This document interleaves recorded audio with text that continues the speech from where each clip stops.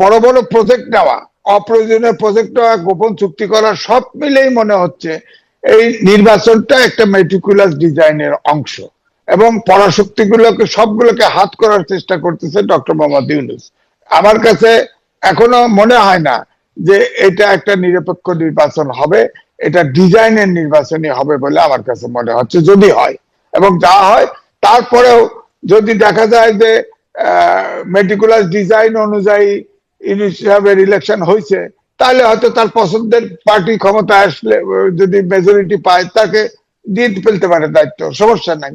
কিন্তু যদি তার পছন্দের দল ক্ষমতায় না আসে তাহলে কিন্তু 1 বছর অপেক্ষা করতে হবে। তখন সেই দল বসে থাকবে না, দেশে রাস্তায় নামবে এবং দেশে ভয়ঙ্কর সমস্যা তৈরি হবে।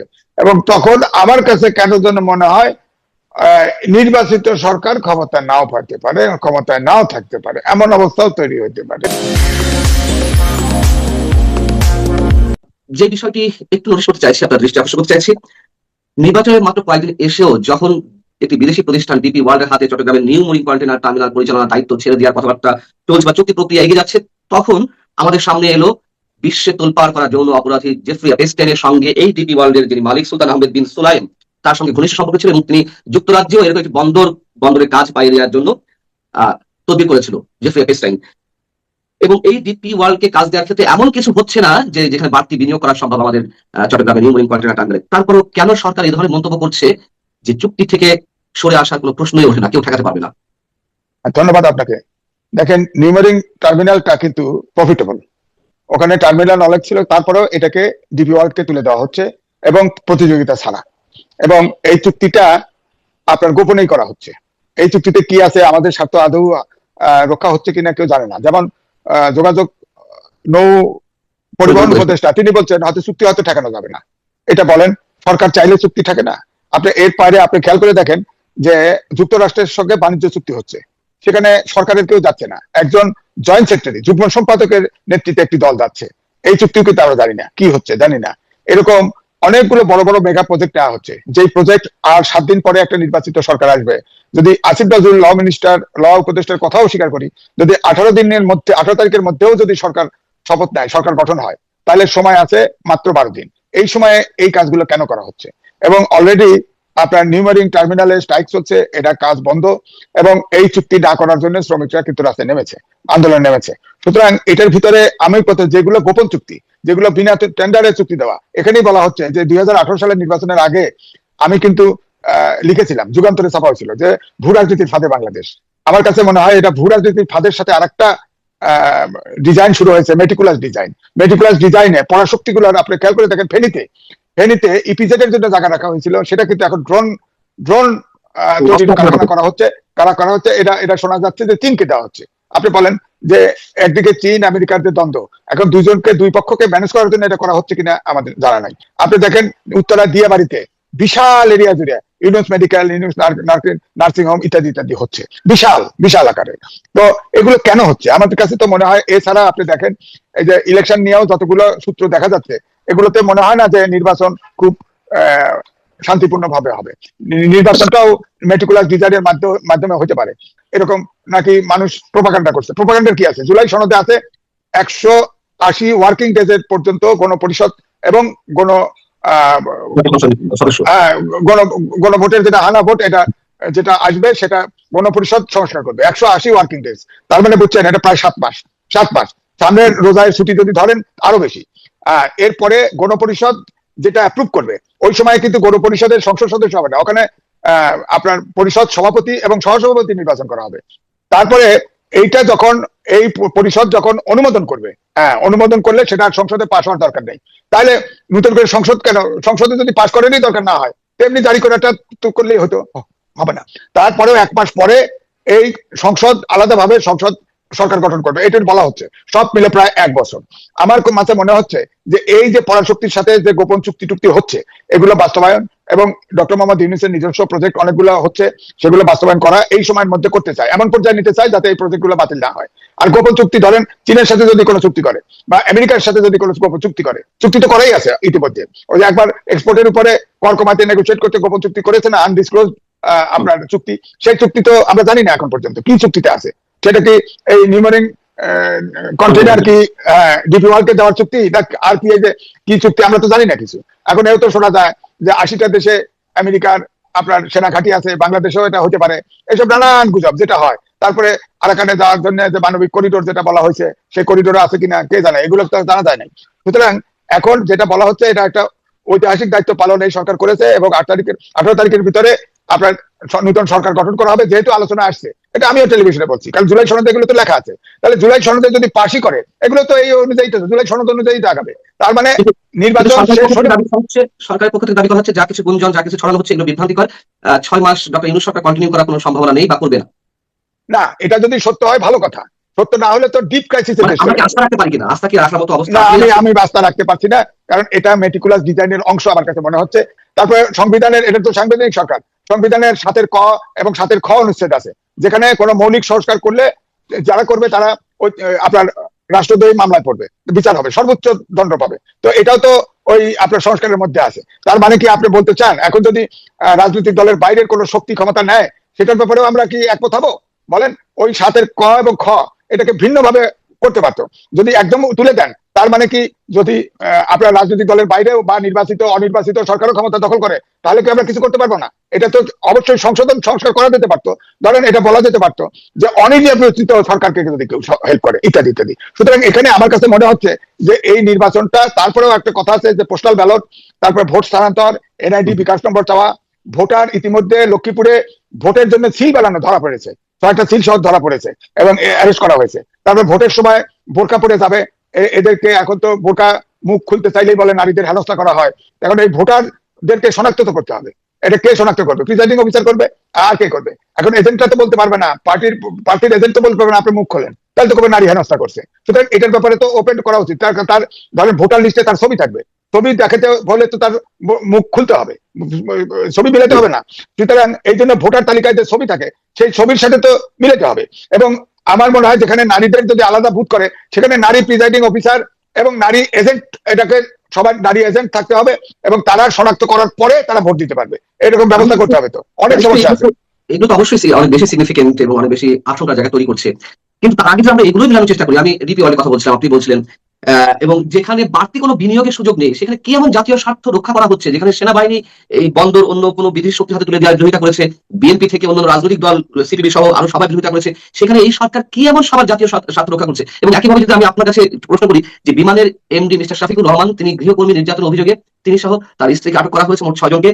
অবশ্যই আমরা যে কোনো অমানবিক কাজের বিচার চাই, কিন্তু এই ক্ষেত্রে কি আপনার কাছে একটু খটকা লাগছে যে যার নিয়োগ এই সরকারের সময় 2024-এর সম্ভবত 24 অক্টোবরে, তাকে এমন একটি অভিযোগের সাথে অ্যারেস্ট করা হলো এবং তার সাথে যে চুক্তিভিত্তিক নিয়োগ ছিল সেটি বাতিল করা হয়েছে, এবং এই বিমান নিয়ে আমরা নানান বিষয়ে কথা শুনতে পাচ্ছি, বিমানের বোর্ডের মেম্বার আপনার দেখেন, ইলেকশন যে 12 তারিখে হবে, অর্থাৎ আর 7 দিন পরে, আপনার নির্বাচন কমিশনের সেক্রেটারিকে ওই বোর্ডে পাঠানো হয়েছে, নিরাপত্তা উপদেষ্টাকে ওই বোর্ডে পাঠানো হয়েছে, বিদ্যুৎ উপদেষ্টাকে ওই বোর্ডে পাঠানো হয়েছে। এই 3 জন বোর্ডে গেছে, বলেন তো দেখি, একটা বোর্ড সদস্য একটা উপদেষ্টা পর্যায়ে। আর নির্বাচন যেহেতু 7 দিন পরে, এই নির্বাচনের সেক্রেটারি কেন দিচ্ছে? তার মানে ওখানে আমরা শুনি না যে বোয়িং টোয়িং আমদানি হচ্ছে ইত্যাদি, হয় ওগুলো পাশ করা, অথবা আমি বলবো যে ওখানেও নিশ্চয়ই কোনো স্বার্থ থাকতে পারে। নাইলে এই বিমানের ধরেন ডাইরেক্টর এমডি কে আপনার পাওয়ার সাথে সাথে এইটা করলো, এবং এর আগে বোর্ডের 3 জন সদস্য ঢুকায় দেওয়া হলো। সুতরাং এখানে তো মেটিকুলাস ডিজাইন আছে, এটা বোঝাই যায়। আপনি ইলেকশন কমিশনের 7 দিন পরে নির্বাচন, ইলেকশন কমিশনের সেক্রেটারিকে কেন ওখানে বোর্ডে দিবে বলেন আপনি? নিরাপত্তা পরিষদ, নিরাপত্তা উপদেষ্টা, যে রোহিঙ্গা আমাদের বোঝা, তিনি মানবিক করিডোর দিতে চাইছে, চেষ্টা করছে, বহুত চেষ্টা করছে, আর্মিকে তারও অধীনে নিতে চাইছে, দেশ বিদেশে তাকে দিয়ে ঘুরানো হয়েছে। বলেন তো একটা, আপনি একবার বলেন যে নিরাপত্তা উপদেষ্টা এ পর্যন্ত কি কাজ করেছে? এই গোপন চুক্তি গুলার নেগোসিয়েশন করা ছাড়া তো আমি তো কোনো কাজ দেখি না তার কোনো প্রয়োজন আছে বলে মনে হয় না। তিনি তো সব জটিল কাজগুলো, গোপন কাজগুলো এগুলো করতেছে। কিছুদিন আগে তো যে কাতার টাতার সব মিডল ইস্ট ঘুরে আইছে। সুতরাং তিনি তো, আমার কাছে মনে হচ্ছে যে মেটিকুলাস ডিজাইন এবং পরশক্তির ডিজাইন স্বার্থ রক্ষার জন্য এই কাজগুলি করতেছে। এখানে তো বাংলাদেশের ইন্টারেস্ট কমই বাস্তবায়ন হচ্ছে আমার কাছে মনে হয়। বলেন। সবকিছু মিলিয়ে তাহলে আপনি নির্বাচন যদি অনুষ্ঠিত হয় সেক্ষেত্রে আশঙ্কার কথা বলছিলেন, যেমন ভোটারদের চিহ্নিত করবে তারা বোরকা পরে গেলে, বা আরো অন্যান্য যে সমস্যাগুলো অসঙ্গতিগুলো রয়েছে পোস্টাল ব্যালট পেপার সহ। কিন্তু তার আগে কি অনেক ধরনের প্রশ্ন রয়ে যাচ্ছে না যে তাহলে আদৌ নির্বাচন হবে কিনা, বা নির্বাচনের সঙ্গে এই বিষয়গুলো সংশ্লিষ্ট কিনা? আপনার কি মনে হয় এই বন্ধ পরিচালনা, অন্য খাতে তুলে দেওয়া, বিমানের বিষয়, অন্যান্য যে অস্ত্র চুক্তি ইত্যাদি ইত্যাদি সবকিছু নির্বাচনের সঙ্গে সম্পৃক্ত কিনা? না, নির্বাচন, কারণ এই চুক্তিগুলো তো অনেকগুলো হয়েছে, এখনো অনেকগুলো হয় নাই। সুতরাং এই চুক্তিগুলো হবে এবং কার্যক্রম শুরু হতে হবে। এই পর্যন্ত আমার ধারণা নির্বাচন হলেও এই যে জুলাই সনদের যেসব কট্টাগুলি আছে এতে 1 বছর টানা হবে। অর্থাৎ আমার কাছে মনে হচ্ছে এটা মেটিকুলাস ডিজাইনের অংশ এবং পরাশক্তিগুলোকে এবং বড় বড় প্রজেক্ট নেওয়া, অপ্রয়োজনীয় প্রজেক্ট নেওয়া, গোপন চুক্তি করা সব মিলেই মনে হচ্ছে এই নির্বাচনটা একটা মেটিকুলাস ডিজাইনের অংশ এবং পরাশক্তিগুলোকে সবগুলোকে হাত করার চেষ্টা করতেছে ডক্টর মোহাম্মদ ইউনূস। আমার কাছে এখনো মনে হয় না যে এটা একটা নিরপেক্ষ নির্বাচন হবে, এটা ডিজাইনের নির্বাচনই হবে বলে আমার কাছে মনে হচ্ছে। যদি হয় এবং যা হয় তারপরেও যদি দেখা যায় যে মেটিকুলাস ডিজাইন অনুযায়ী ইউনূস সাহেবের ইলেকশন হয়েছে, তাহলে হয়তো তার পছন্দের পার্টি ক্ষমতা আসলে যদি মেজরিটি পায় তাকে দিয়ে ফেলতে পারে দায়িত্ব, সমস্যা নাই। কিন্তু যদি তার পছন্দের দল ক্ষমতায় না আসে তাহলে কিন্তু 1 বছর অপেক্ষা করতে হবে। তখন সেই দল বসে থাকবে না, দেশে রাস্তায় নামবে এবং দেশে ভয়ঙ্কর সমস্যা তৈরি হবে। এবং তখন আমার কাছে কেন যেন মনে হয় নির্বাচিত সরকার ক্ষমতা নাও পাতে পারে, ক্ষমতায় নাও থাকতে পারে, এমন অবস্থাও তৈরি হতে পারে। সুতরাং আমরা একটা ভয়ঙ্কর একটা রাজনৈতিক দল একটা পত্রিকা হেডিং দিয়েছে অন্তিম সমীকরণে ভোটের রাজনীতি। এই হেডিংটা আমার খুব পছন্দ হয়েছে, অন্তিম সমীকরণে ভোটের রাজনীতি। খেয়াল করে দেখেন, এটাই সত্য। আমার কাছে মনে হয় ভোটের রাজনীতির শেষ সীমানায় এসে পৌঁছেছে এবং সকল পরাশক্তির স্বার্থ আমার মনে হচ্ছে এই সরকার সংরক্ষণ করছে এবং এতে করে বিভিন্ন জায়গায় আমরা বন্দী হয়ে যাচ্ছি এবং নির্বাচনটাও এই মেটিকুলাস ডিজাইন অনুযায়ী হবে বলে আমার ধারণা। আমরা সর্বশেষ পর্যায়ে যে বিষয়টি আপনার কাছে জানতে চাই, ভারত প্রসঙ্গে সরকারের এক ধরনের স্বীকারোক্তি দেখলাম। পররাষ্ট্র উপদেষ্টা বলছিলেন যে যা যা স্বার্থে আসলে শেষে কাজ করেছে, ভারতকে আগের মতো দোষারোপ করেনি। ভারতের সাথে আগে আমেরিকার টানাপোড়েন ছিল, এখন এই টানাপোড়েনটা নাই। সুতরাং আমেরিকার সাথে যদি গোপন চুক্তি হতে পারে, ভারতের সাথেও হতে পারে, সমস্যা তো নাই। একই বলায় আমেরিকার সাথে ভারতের সম্পর্ক ঠিক হয়ে গেছে। তো এই জন্য এখন আর আধিপত্য শক্তি ভারত নাই, ভারত এখন মিত্র শক্তি। কিন্তু ভারত তো নিশ্চয় চাইবে না যে এই অঞ্চলে যুক্তরাষ্ট্রের আধিপত্য বিস্তার করুক, তারা বঙ্গোপসাগরে নজরদারি করুক, সেন্ট মার্টিন রাজার হাতে যাক, মিয়ানমারকে করিডোর দেওয়া হোক। নিশ্চয়ই তারা উপর থেকে বন্ধুত্বের সম্পর্ক রাখে নিশ্চয়ই, কিন্তু ভিতর ভিতর যা যার স্বার্থে তো তারা অবিচল।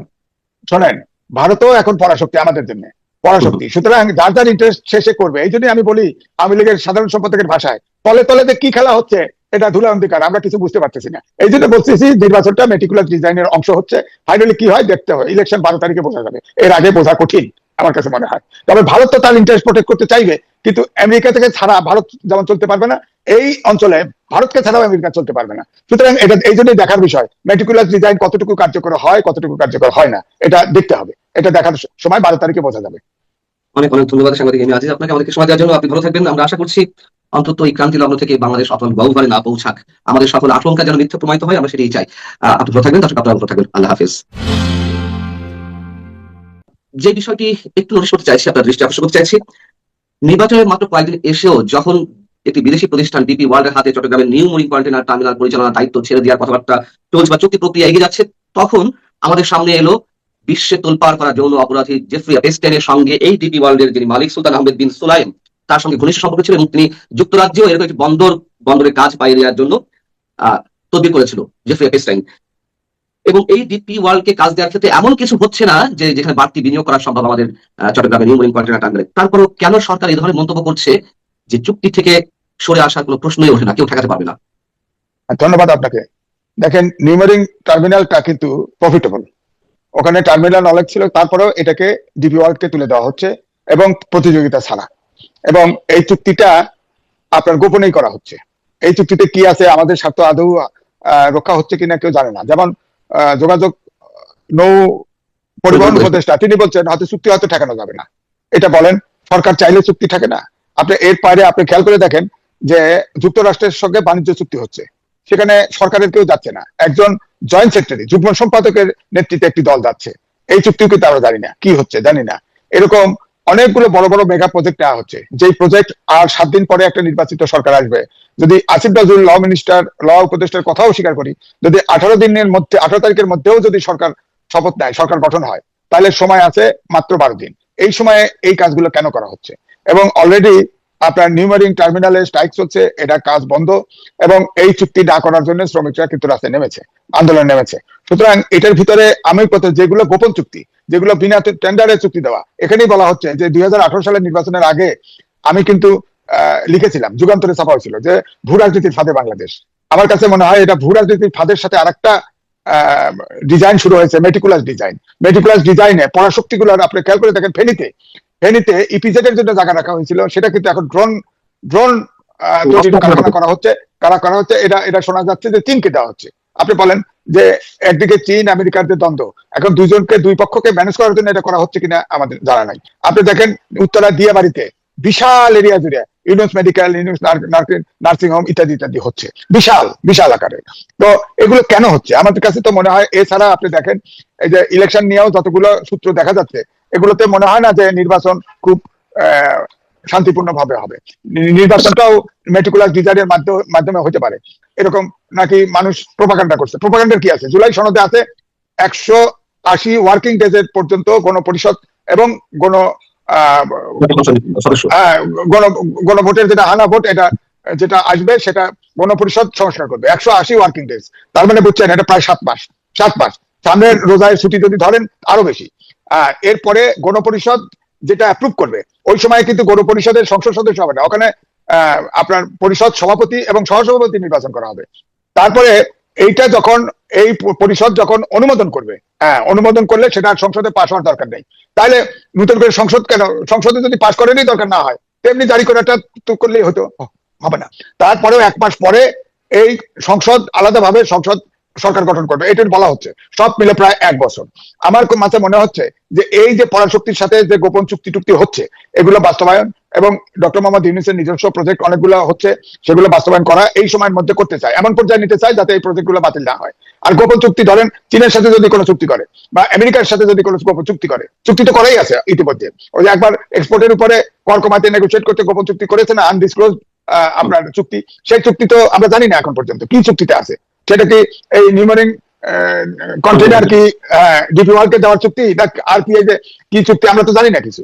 এখন এও তো শোনা যায় যে 80টা দেশে আমেরিকার আপনার সেনা ঘাঁটি আছে, বাংলাদেশেও এটা হতে পারে, এসব নানান গুজব যেটা হয়। তারপরে আরাকানে যাওয়ার জন্য যে মানবিক করিডোর যেটা বলা হয়েছে, সেই করিডোরে আছে কিনা কে জানে, এগুলো তো জানা যায় নাই।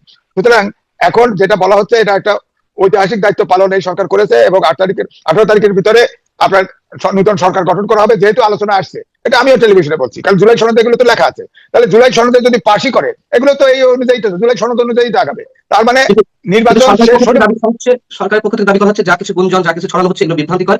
6 মাস ডক্টর ইউনূস সরকার কন্টিনিউ করার কোনো সম্ভাবনা নেই বা করবে না।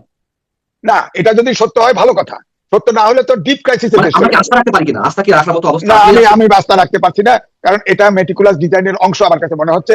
তারপরে সংবিধানের, এটা তো সাংবিধানিক সরকার, সংবিধানের 7 ক এবং 7 খ অনুচ্ছেদ আছে, যেখানে কোনো মৌলিক সংস্কার করলে যারা করবে তারা আপনার রাষ্ট্র